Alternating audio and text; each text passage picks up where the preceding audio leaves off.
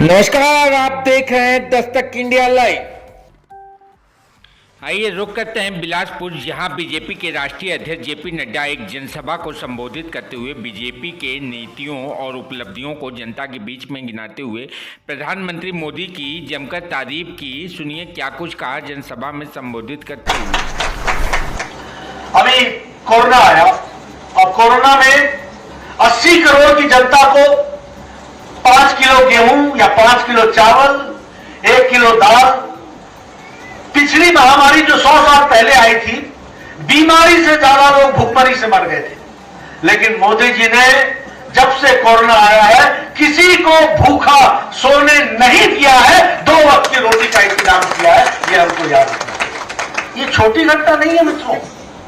ये माताओं से पूछो कि राशन मिलता है कि नहीं मिलता है, पहुंचता है कि नहीं पहुंचता है, घर चलता है कि नहीं चलता है। और लॉकडाउन था, कोई कमाने की व्यवस्था नहीं थी। उस समय मोदी जी ने 20 करोड़ बहनों के खाते में पूरे 3 महीने के लिए 500 रुपए उनके खाते में पहुंचाया। ये भी हम आपको बताना चाहते हैं। और आज आप लोग बैठे हैं बिना मास्क के और इतने नजदीक बैठे हैं।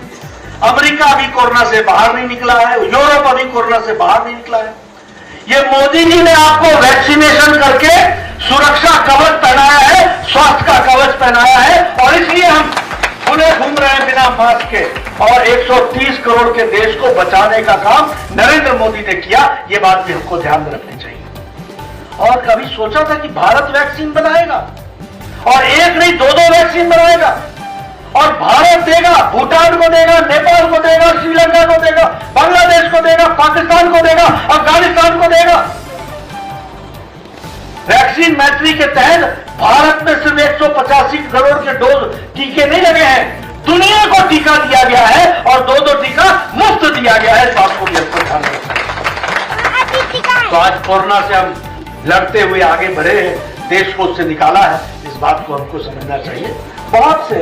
बहुत दृष्टि से विकास का काम चला है, जिसको हम आगे ले जा रहे हैं। आप ये सड़कों के जाल की बात कर रहे हो, ये सड़कों के जाल ये पहले क्यों नहीं होते थे?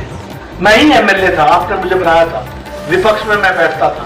एक्सीएन आता था मेरे पास, और एक्सीएन साहब कहते थे ऐसा है नड्डा जी, इस साल आपके बजट में 40,000 रुपए है, तो आप बताइए किसी एक सड़क पर मैं 40,000 लगा दूं। अब ऊंट के मुंह में जीरा, 40,000 से क्या बनेगा? उसके बाद अटल जी की सरकार आई, प्रधानमंत्री ग्राम सड़क योजना पे काम शुरू हुआ। एक सड़क 3-3 करोड़, 2-2 करोड़, 4-4 करोड़। और आज हमारे सुभाष जी जिस सड़क पर जाओ तो बोलते हैं इस पर 9 करोड़ दे दिया, इस पर 6 करोड़ दे दिया, इस पर 3 करोड़ दे दिया। ये मोदी जी हैं जिनका आशीर्वाद है, जिस कारण से हम और सुभाष जी यहाँ 4 करोड़, 5 करोड़, 3 करोड़, 2 करोड़ बोल रहे हैं और विकास हो रहा है। इसलिए बहुत सी चीजें हैं। अब ये यूक्रेन में झगड़ा चल रहा है, 30,000 बच्चे थे भारत के वहां पढ़ रहे। कोई देश है जिसने अपने बच्चों को वापस लाया है? 200 फ्लाइट्स करके 30,000 बच्चों को घर वापस लाने का काम मोदी जी ने 1 महीने के अंदर किया। ये बात हमको ध्यान रखना चाहिए। 30,000, हिमाचल से 438 बच्चे थे, 448 बच्चे थे, सबको सुरक्षित घर पहुंचाया। और हमारे कार्यकर्ताओं ने उनके मां बाप का भारत बनाए रखा कि आप चिंता मत करिए, मोदी है तो मुमकिन है, हम लेकर के आएंगे और आपके बच्चों को लेकर के दूसरे देशों के बच्चों को भी लेकर के आए, पाकिस्तान के भी बच्चों को लेकर के आए। वो धन्यवाद दे रहे, सोशल मीडिया पर कह रहे मोदी का धन्यवाद। तो आज देश, अब लोग जो कहते थे कि देश बदल रहा है, देश इसी पर यही बदलता है, यही स्वाभिमान है।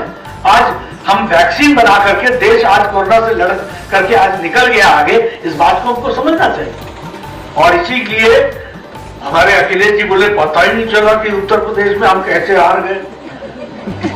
अब पता कैसे चलेगा? तुमने काम नहीं किया था, मोदी जी का काम बोलता था, योगी जी का काम बोलता था, जिस कारण से वहां पर आपने देखा कि उत्तर प्रदेश में फिर से सरकार आई है।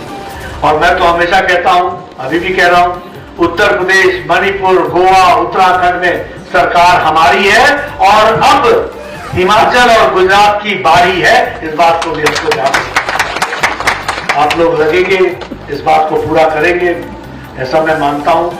और यहां से जो हमको प्यार मिला आप लोगों के साथ, वो मैं कभी भूल नहीं सकता।